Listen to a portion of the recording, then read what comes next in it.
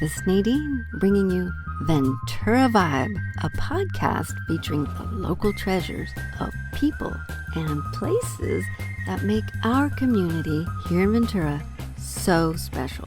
I've got interviews, games, community resources, and volunteer opportunities to get us connected. So let's get started. If you're looking to hear some great news about our community pulling together, driven by concerned and inventive students, this is the show for you. There's so much to this amazing story that I ran out of time for the game and my closing remarks. So here it is. On today's show, I am interviewing Alex Wolf, middle school teacher, co-founder and mentor to a student-led local nonprofit called STEMbassadors. So glad you could join me today, Alex. Thank you. Happy to be here. So what is STEMbassadors? How would you define it? So as you described it, it's a student-led nonprofit, and its primary mission is to help schools to integrate what we call disruptive technologies, things like 3D printers and CNC routers and lasers with all areas of curriculum. So essentially our position is that disruptive technologies today are what computers were maybe 20 years ago. Today we can't imagine living our lives without having access to technology in the classroom. And we feel that the future holds the same for things like 3D printers and CNCs and lasers. And we want to help schools to get ahead of the curve and to learn how to integrate those things. I must ask, why is it described as disruptive technology? It's described as disruptive technologies because it changes the way we do things. So the beauty of what we call disruptive technologies is that a student or an entrepreneur, really anybody, an artist, designer, can conceive of something, come up with an idea, can get on the computer real quickly, convert that idea into bits, and then within a short amount of time, actually be holding an object that they've created in their hands. We call it ideas to bits to atoms. Is how we like to refer to it, and even more fun is to refer to it as ideas to bits to atoms to dollars. So sure, yes. something that just a decade ago would have required an expert in engineering, an expert in electronics, an expert computer programmer. These days can be accomplished by just about anybody who has the interest and the willingness to put in the time to learn a few simple, free, open source applications. And it seems like we are well behind the curve of what's possible. And that's where STEMbassadors comes in. We want to show people that so much more is possible if we make these things available to kids and adults, actually. I'm very impressed that middle schoolers are able to do this. Why don't you describe how STEMbassadors got started? Give us a little background. Sure. So STEMbassadors was started in 2017, and it was started by a group of former students. And when those students left Dianza or Data Middle School and went on to their high schools, they discovered that there were not as many opportunities as they would have liked to continue to be entrepreneurs and designers and inventors within the classroom environment. And perhaps even more profoundly, those students became very aware that the opportunities that they had while in middle school were not opportunities that were commonly available to kids throughout Ventura Unified, Ventura County, even throughout the state of California. And because these kids had such a great entrepreneurial spirit and such a great can-do attitude, they really rapidly said, look, we should do something about this. And that put me in a position to just facilitate and to talk about, okay, let's put together a business plan and let's talk to, all of our allies and corporate sponsors who've helped my classroom in the past. And everybody who we pitched the idea to loved it. The kids then actually went to an Aspire 3 countywide competition where they pitched their business idea and they won that competition, which gave them some seed capital as well.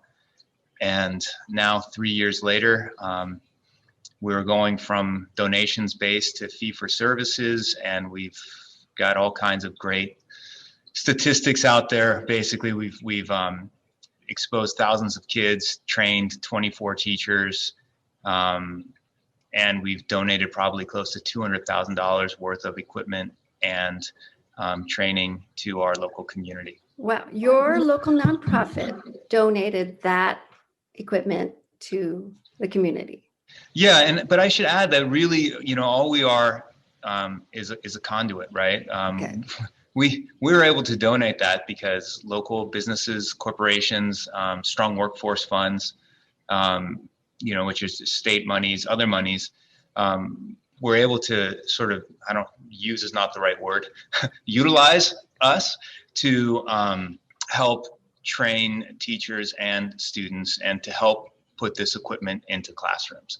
So, it's not as if we reached into our wallets and grabbed $200,000. I don't want to say that. It's because of the generosity of everybody from West Ventura Rotary to private donors to businesses to state funds, all kind of flowing through us and allowing us to put that money into classrooms and get teachers and students the equipment that they need. That's pretty amazing. Okay, so what I really want to get to, the real story here is that middle schoolers are saving lives by making PPE for hospitals, personnel, essential workers, and teachers and staff at the school district. Tell me how that came about. Yeah, it's really exciting. And, in hindsight, it actually just seems like a natural progression to what we were doing.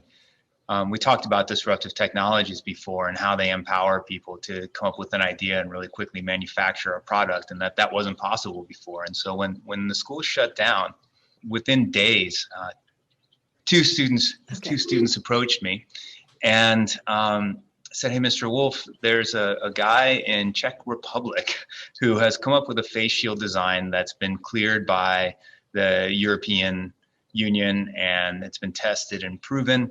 And he's made it open source. Can we start manufacturing these?" I said, "Sure, let's go ahead and get going."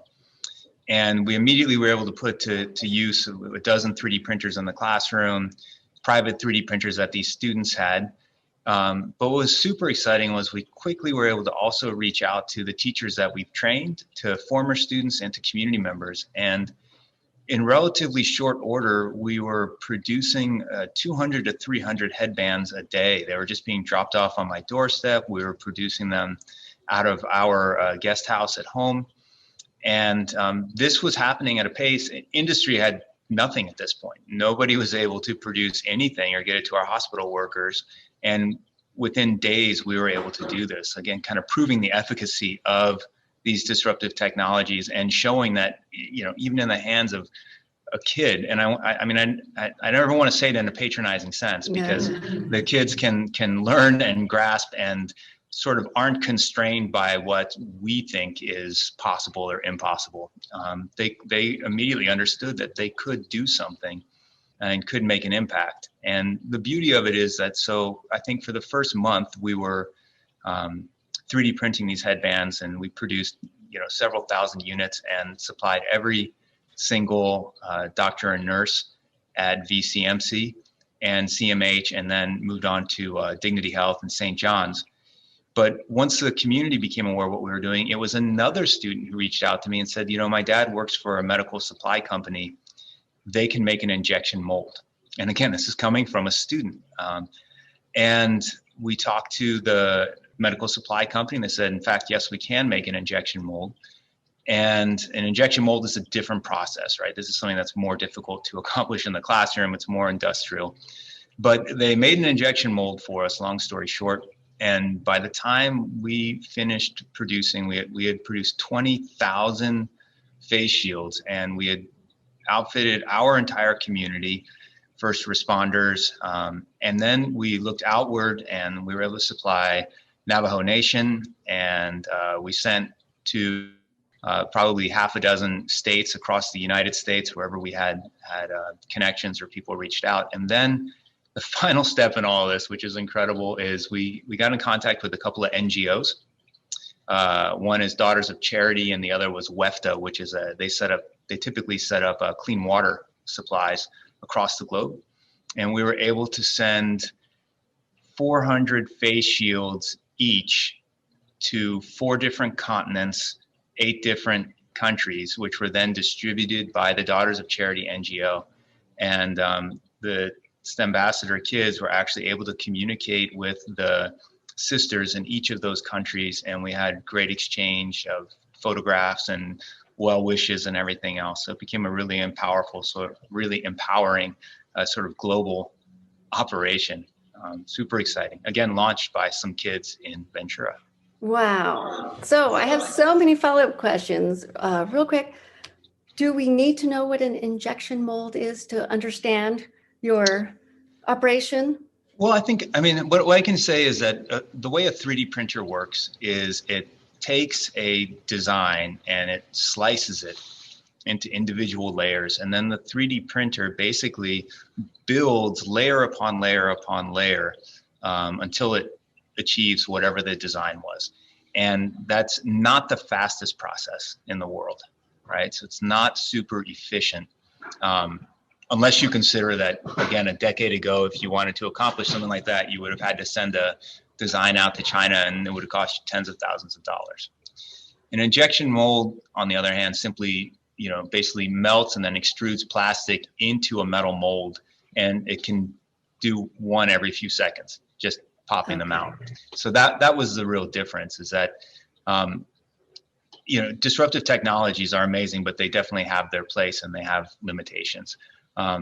You're not going to compete with Ford Motor Company with a group of 3D printers, but you can ramp up production way faster than they can, and you can start making an impact. And that was really what our goal was when this, COVID crisis first hit, and our friends and our family members were going into the hospital without PPE. We wanted to do something right away, not talk about, in 6 weeks, we'll have these supplies for you. And that's where the 3D printing was great. And then, to put it bluntly, we were shocked that a month in, we were still needed. We were shocked that we ever had to go to an injection mold. Wow. And because we thought for sure, industry was going to step up, and it was just too complicated the way things were going at that point in time. So we're glad that we were able to help. Well, first of all, I'm very impressed that middle schoolers could solve these amazing problems and that they want to. So they're not just so self-centered and thinking about, what have we lost, but how can we help? That's where I'm very impressed. I have to share with you that it's not just the middle schoolers and the high schoolers. Our entire community, not a single person who we approached, whether it was, Robert Washington at American Plastics or Vince Alves at Scotia Industries, Board Sokolowski at ECA Medical, every single person who we talked to and asked for help just said, yeah, of course. What do you need? What can I do? And it wasn't small order things. This was, talking to suppliers in China and getting materials put on an airplane and sent here. And, at that point in time, you remember the craziness. We produced those 20,000 shields. If we had been a for-profit organization, that would have translated to more than $250,000 easily, right? Nobody asked for anything. Wow. Not the kids, not the community. Nobody even mentioned it. People just did what they could to help. And it was really, especially in context of what's happening right now. Man, it was actually a beautiful moment in time to actually see how everybody rallied. We are going to take a little break. When we return, we're going to explore more on how STEMbassadors was able to distribute their locally produced PPE. Stay with us. Thanks for listening to Ventura Vibe, a podcast celebrating the local treasures of Ventura, California. I'm your host, Nadine.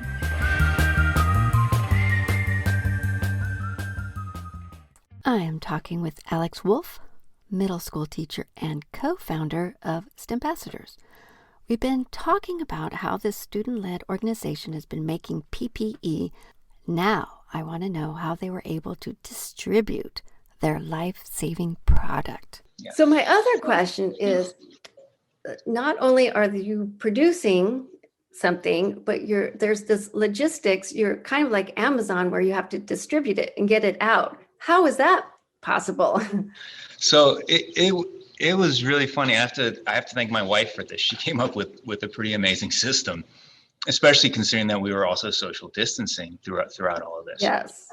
So we would just put a bin out every morning, and with a sign, and the address went out. We emailed everybody. The address went out, and people would just show up in the morning, and they would drop off Ziploc baggies full of face shields. We would take those face shields upstairs, and then my wife and kids would put them in a bleach solution, and then we would bring in the STEMbassador kids. They would actually assemble them, and then the hospitals would send nurses and other people to the house, and they would pull up, open the trunk, and we would load into the trunk and go. And that was the beginning of the operation. And then when we moved into a more global thing, again, DHL was amazing. DHL allowed us to ship things globally at 30% of cost. Right? Like everybody was like, of course we'll help. It was incredible. So there were some great logistics there, but again, to see how the kids could quickly kind of tap into this and feed into this. And you talked about the selflessness. The STEMbassadors were reaching out to me and saying, I want to pick up more. Let me get more. And they would just come to the house, and they would take home, 100 units, assemble them, bring them back assembled, get them out to the hospital. And I'd be like, do you have more for me? Do you have more for me? Wow. It was cool. They just didn't want to stop. That's amazing. I'm glad to hear that too. So you've got lots of students working, and then you're telling me about the community support in this. How did the students drive this effort? Yeah, I mean, I think, so there are a couple of things. One is that, a couple of the students, they're either their direct relative mothers, fathers, in some cases, one separate aunts and uncles. They were nurses and doctors at the hospitals, and they were, concerned for the health and well-being of their families. But like I said, from the start, it was the kids who approached me and said, here's this design, can we do this? And then from there, another thing about disruptive technologies is they constantly break. We had students who were just repairing machines around the clock. Like I could have two broken 3D printers. I could call up a student and say, I got these 2 broken machines. And, the STEMbassadors, we build all our own machines. We build our own 3D printers, and we build our own CNCs before we give them away. So the kids are also experts in that realm. So again, you have kids who are at this point, 16, 15, these are high schoolers now. And they're able to take, several multi-$1,000 machines, bring them home, strip them down, repair them, and put them back into service again. Like, so on every level, the kids are doing this. They're also giving interviews. One of the STEMbassadors wrote an article for the Breeze and got an above the fold credit for the article that she wrote. I mean, these kids are so phenomenally talented, and we don't always give them the opportunity to show that in school. Sometimes we just really try and make them all do the same thing instead of saying, hey, let's remove the constraints and let's see what they can really accomplish. And I think this is a great example of what they can really accomplish if you remove those constraints. Yes, it sounds like it. Now, I have more questions. How do they learn to build a machine? Are you teaching this in your class? Do you have some diagrams on the board? So my entire learning experience with computer design and drafting and with building and maintaining machines, it all came from, I hate to say it, but YouTube, and from trial and error, and from collaboration with other people who shared interest. And so, the Makerspace classroom here sort of tries to duplicate that. There's a great quote from a famous math teacher, and he says he reminds himself every day to be less helpful. right? Because we were always taught, no, step 1, step 2, step 3, step 4, this is how you have to do this. And I am an expert, I have this degree, and therefore you must listen to me, and you begin to realize in this day and age that nobody cares if you got a Bachelor of Science 20 years ago. That information is readily available to everybody. It's more about a willingness to try something new, to show grit and persistence in getting through it. And so the way we do it here is we literally, in 2017, we ordered 8 CNC routers unassembled. They came here and we teamed up the kids and we sat and we built them. It took us several months. And then the following year, we ordered several more of those CNC routers, and then we ordered 3D printers and we built those, and then the kids learned there. And then the best thing that happened to us, the company that sold us the CNC router kits no longer manufactured that kit. So we said, I don't think we need a kit. And then we just ordered open source parts and we made our own CNC routers. And Wow. to go even further from there, 2 of the kids, I guess I shouldn't call them kids, but again, 16 years old and 18 years old, actually launched a spinoff and incorporated a for-profit, and they designed custom enclosures for 3D printers and CNC routers from the building that we did in the class while they're in high school. So these guys are running for-profit businesses while they're still in school. It's amazing. It's absolutely incredible. That What kids is are doing these things. amazing. And are they planning on going to college or just bypass college altogether? So it's interesting because there is, in some cases, there is that temptation to say, we're just going to bypass college. My heart of hearts says, no, you go to college. And so far, one of those 2 kids, he's actually at Oregon State.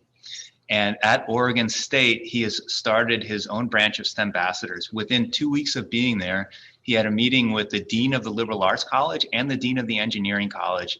And he pitched that he was going to bring the arts and engineering together through manufacturing with these technologies. And so we set him up with a CNC and a 3D printer, and he is now successfully beginning his own branch of STEMbassadors at Oregon State.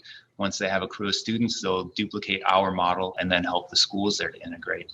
So really exciting stuff. That's an amazing story. I'm glad to hear that. And the other student, whether he wants to go to college or not, he's going because I know his mom. It sounds like a close connection. Yes. I'm just bypassing my whole structure. So I'm just going to give you one of my final questions I ask all my guests. So I have to ask this question is, where do you get your Ventura vibe on? So it's basically, where's your favorite place in Ventura, especially now during the pandemic? I have 2, Okay. if I'm allowed. And Yes. one is my front yard, which is, a few miles from my house, is the ocean. And to be able to go out there in any way, shape, or form, whether it's surfing or swimming or body surfing, it's just, I think it's impossible to pull down there and not feel all your stress and anxiety and whatever else is going on just leave you. And to get in the water, my grandmother used to say it's like a kiss from God. And it is. So that's it. And then what I call my backyard is the hillsides behind Ventura, which are, becoming more and more accessible to all of us. And I don't know where else in the world you have that you can go hiking out in nature in the morning, and then grab your surfboard and go down the beach and do some surfing in the afternoon. This place is magical. Sounds like great places. Thank you for sharing. And now it's time for the community chest segment. I like to highlight opportunities for volunteering in the area. It's a little more challenging these days, but opportunities still exist. Alex, are there volunteer opportunities in your organization? Absolutely. Tell me about them. Okay. So first of all, I'm super grateful because I already have a couple of volunteers in my classroom who come in a couple of days a week. One's a retired electrical engineer, another's a retired dentist. And they are incredible mentors to the students in the makerspace. And they also, while they're here, in addition to sharing their expertise, they also learn how to 3D print and CNC route and make things. It's kind of addictive. When you're in the room, you can't help but jump in. And so there are always opportunities to volunteer there. We also have an initiative that we're working on right now with Jackie Pierce of Westside Community Development. And we are trying to develop an opportunity for helping underemployed and unemployed to get job training and employment on the avenue here in Ventura, with the STEMbassadors providing actually some of the training for CNC and 3D printing. And our local businesses have already stepped up. Many of them have said they're interested, and we're certainly looking for volunteers who can help with everything from soft skills to technical aspects and help people find meaningful employment. So whatever gets you excited, if it's being in the classroom and working with kids, we have room for you and we'd love to have you. And if it's, helping adults to find meaningful employment and, move forward with their lives, we've got room for you there too. Wow. So how can people find out information about volunteering? So I think the best way is probably just to email me. And the easiest way to email me is at alex.wolf, and my last name is spelled WULFF, at venturausd.org. Okay. Does STEMbassadors have a website? We do. Ooh. Yes, it's STEMbassadors.net. And I'm happy to say that if you Google STEMbassadors, it's the first one that comes up now. So we are Awesome. at STEMbassadors.net, and you can certainly learn more about our core mission there, which we're back at right now, which is helping schools to integrate those disruptive technologies. Wow. So I want to add, is there anything special about volunteering right now, since we're in this crazy pandemic time? Is there restrictions or certain protocols you have to follow? Sure. Obviously, at this point in time, safety is the absolute priority, and so in person is difficult. But I know there's so many skilled people out in this community and so many people willing to help, that if we just start talking and planning, I am sure that we can get ready for the kids to come back and get ready for a return to normalcy and actually make it better than it was before we left. So if anybody is interested in volunteering, please reach out and let's start working on it now. Would you believe we're out of time? It went by very quickly. Yes. I want to thank you so much for appearing on the show. This was great.